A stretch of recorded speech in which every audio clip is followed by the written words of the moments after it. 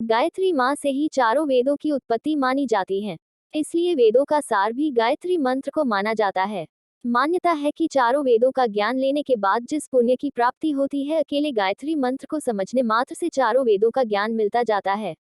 गायत्री माँ को हिंदू भारतीय संस्कृति की जन्मदात्री मानते हैं। कौन है गायत्री माता? चारों वेद, शास्त्र और श्रुतियां सभी गायत्री से ही पैदा हुए माने जाते हैं। वेदों की उत्पत्ति के कारण इन्हें वेद माता कहा जाता है। ब्रह्मा, विष्णु और महेश तीनों देवताओं की आराध्य भी इन्हें ही माना जाता है, इसलिए इन्हें देवमाता भी कहा जाता है। समस्त ज्ञान की देवी भी गायत्री है, इस कारण गायत्री को ज्ञान गंगा भी कहा जाता है।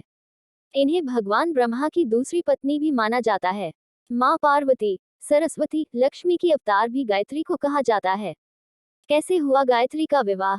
कहा जाता है कि एक बार भगवान ब्रह्मा यज्ञ में शामिल होने जा रहे थे।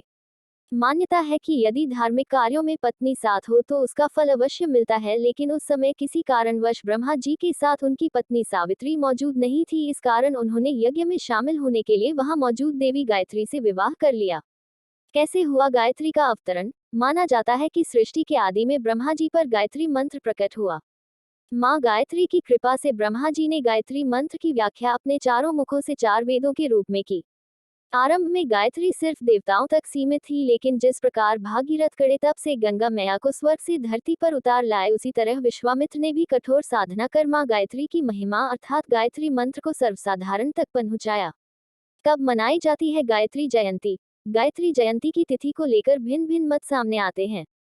कुछ स्थानों पर गंगा दशहरा और गायत्री जयंती की तिथि एक समान बताई जाती है, तो कुछ इसे गंगा दशहरा से अगले दिन यानी ज्येष्ठ मास की एकादशी को मनाते हैं। वहीं श्रावण पूर्णिमा को भी गायत्री जयंती के उत्सव को मनाया जाता है। श्रावण पूर्णिमा के दिन गायत्री जयंती को अधिकतर स्थानों पर स्वीकार किया जाता है। ज्येष्ठ शुक्ल दशमी एकादशी को भी मान्यतानुसार गायत्री जयंती मनाई जाती है। गायत्री माता की महिमा। गायत्री की महिमा में प्राचीन भारत के ऋषि मुनियों से लेकर आधुनिक भारत के विचारकों तक अनेक बातें कही हैं। वेद, शास्त्र और पुराण तो गायत्री माँ की महिमा गाते ही हैं। अथर्ववेद में माँ गायत्री को आयु, प्राण, शक्ति, कीर्ति, धन और ब्रह्मतेज प्रदान करने वाली देवी कहा गया है। महाभारत के रचयिता वेद व्यास कहते हैं गायत्री की महिमा में कहते हैं, जैसे फूलों में शहद, दूध में घी सार रूप में होता है, वैसे ही समस्त वेदों का सार गायत्री है। यदि गायत्री को सिद्ध कर लिया जाए तो ये कामधेनु, इच्छा पूरी करने वाली दैवीय गाय के समान है। जैसे गंगा शरीर के पापों को धोकर तन मन को निर्मल करती है, उसी प्रकार गायत्री रूपी ब्रह्म गंगा से आत्मा पवित्र हो जाती है।